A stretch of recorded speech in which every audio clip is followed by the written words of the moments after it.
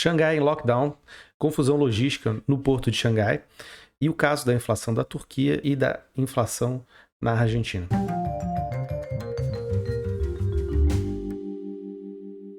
Olá, meu nome é Bruno, sou economista e internacionalista. A gente está observando nos últimos dias a continuidade do lockdown em Xangai e todos os efeitos que isso tem ocasionado e que vai ocasionar um grande problema nos portos de Xangai que tem se alastrado para todos os outros lugares do mundo e muitos portos também estão enfrentando problemas. Mas a gente pode observar, o mapa coloca como o caos se instaurou nos últimos dias em função dos lockdowns que o governo do Xi Jinping tem feito e como isso tem atravancado a economia da China e tem ocasionado efeitos tanto para lá como para o resto do mundo.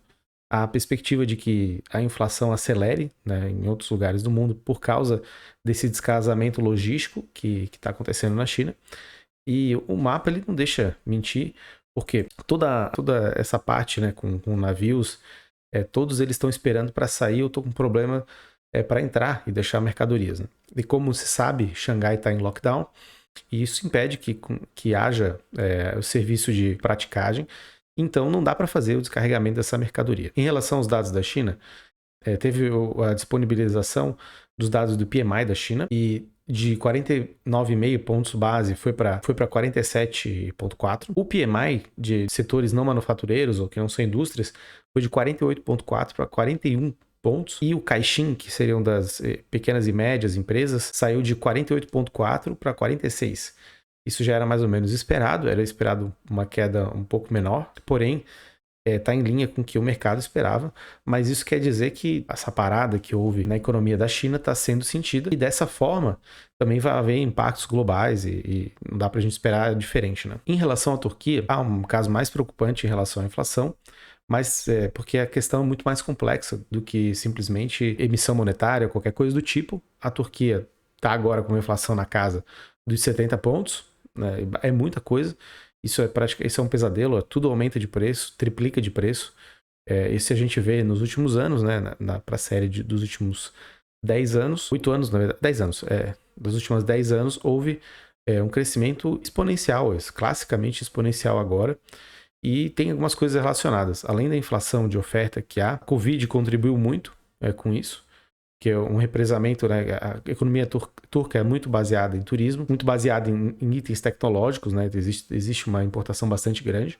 Exporta também, mas é basicamente importação. E, especificamente, a economia da Turquia é bastante relacionada com a economia da Rússia. E a Rússia está sofrendo sanções, e isso também tem um efeito extravasamento para os seus parceiros comerciais, como é o caso da Turquia. Essa aliança entre Turquia e Rússia foi se intensificando muito em função da guerra na Síria, onde os dois países tiveram uma participação importante, inclusive com compras de arsenal militar do governo do Erdogan, que é da Turquia, do Kremlin. Né? E isso fez com que os laços entre eles se estreitassem, as relações se azeitassem. Mas, claro, acima de tudo, existe um problema muito prático, porque o comércio de commodities na Turquia é bastante importante, e isso tem um impacto muito grande na inflação. E a inflação, ela subiu realmente, ela sentiu demais, né? O Estado sentiu demais, o governo sentiu demais. E os preços agora estão nas alturas mesmo, né? Um nível muito, muito acima. Já o caso da Argentina, ele é um caso que é emblemático, no sentido que não é necessariamente de agora, né? Agora houve também uma aceleração. A economia da Argentina ela não tem laços tão grandes com a Rússia. São muito mais os parceiros regionais, como Brasil, Chile, ou Estados Unidos e China, né? Então, que não são regionais, mas são parceiros com maior peso na balança da Argentina.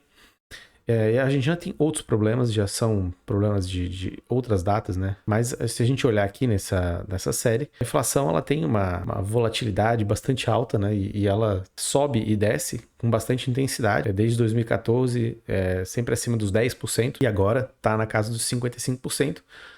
Segundo a LCG Economics, na Argentina há uma desaceleração do crescimento da inflação, mas é difícil de apontar para onde que isso vai caminhar, porque tem um outro problema que é mais estrutural na Argentina, que é a indexação, né, do país em relação ao dólar. E o dólar ele tem crescido de valor em relação a outras moedas, né? O DXY ele é um exemplo disso, mostra como o dólar ele tem valorizado, e isso impacta também na Argentina, que depende também de exportação de commodities, depende de commodities, né? E isso faz com que a balança comercial fique depreciada e haja problemas para a Argentina, e a inflação acaba sendo um desses resultados. Bom, hoje foi mais rápido, né? Falar desses dois casos, mas principalmente para fazer uma reflexão em relação aos rumos da economia mundial, que vai ter a China tendo que lidar com a questão da Covid-0 e a inflação sendo um problema bastante importante